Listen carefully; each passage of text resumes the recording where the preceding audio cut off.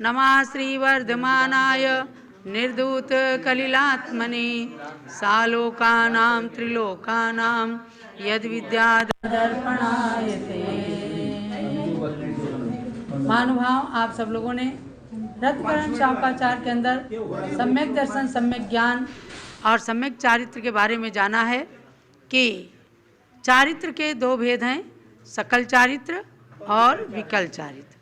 सकल चारित्र माने पूर्ण संयम को धारण करने वाले महामुनिराज यानी मुनियों को सकल चारित्र होता है, और विकल चारित्र श्रावकों को, गृहस्थों को होता है।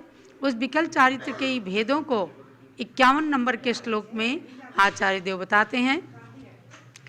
ग्रहीणाम त्रेधा तिष्ठत्यनुगुण, एक साथ पढ़ेंगे।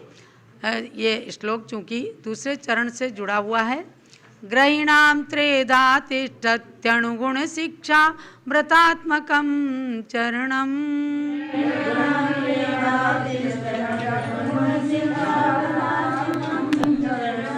पंचत्रिचतुर्भेदम त्रयं यथा संख्यमाख्यातम्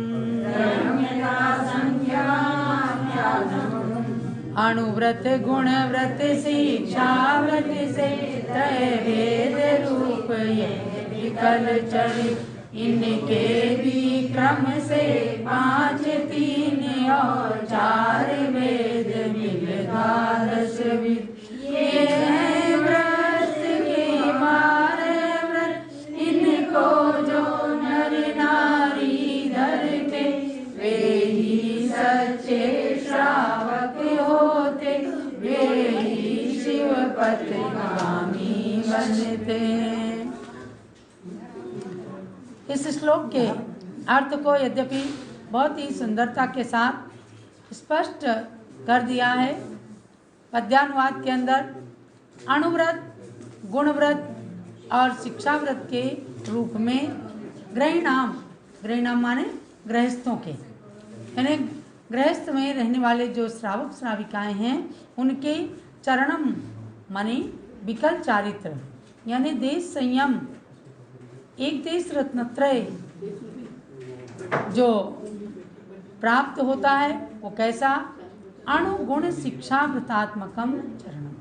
अणुव्रत, अणु माने अणुव्रत, गुण माने गुणव्रत और शिक्षा व्रतात्मकम, शिक्षाव्रत। ये व्रत शब्द अंत दीपक है, तो अणु में भी लगा लेना, गुण में भी लगाना और शिक्षाव्रत में तो लगा ही है। तो अणुव्रत, गुणव्रत और शिक्षाव्रत रूप से गृहस्थों का जो देश चारित्र है, देश संयम है, विकल चारित्र है, वह 3 प्रकार का होता है।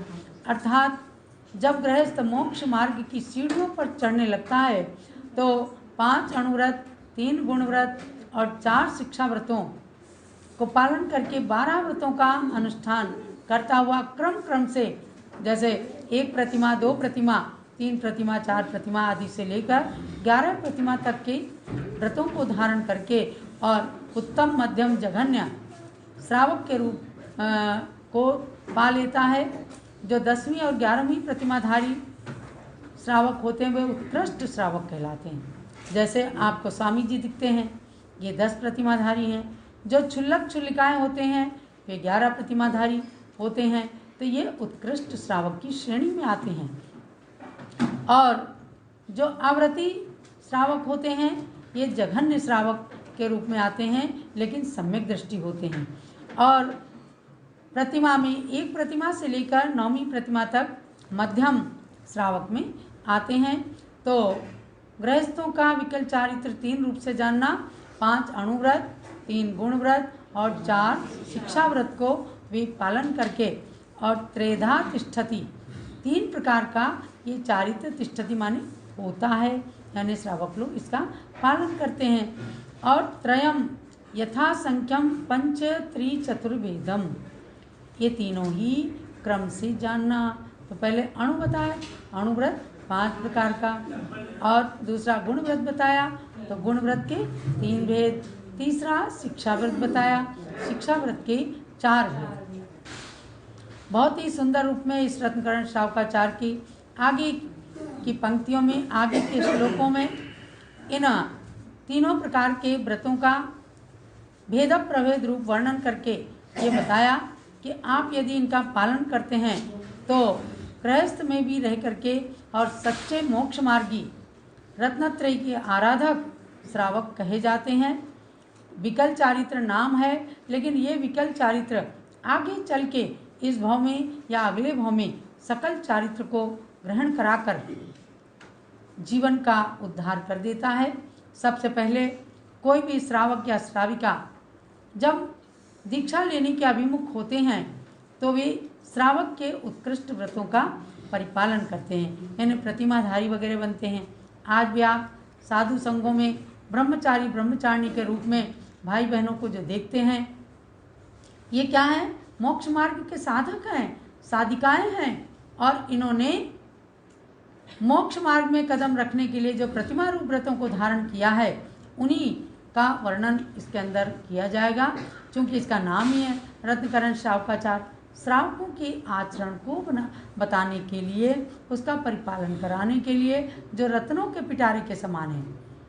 पूज्य गणनी ज्ञानमती माता के बारे में आप सुन रहे हैं, जो छुल्लिका दीक्षा का इनका 71वां वर्ष है, वह भी हमें यही बताता है कि सकल संयम को धारण करने से पहले इन्होंने महावीर जी अतिशय क्षेत्र पर विकल संयम को, यानी कि क्षुल्लिका के व्रतों को 11 प्रतिमा रूप व्रतों को धारण करके वीरमती नाम प्राप्त किया था।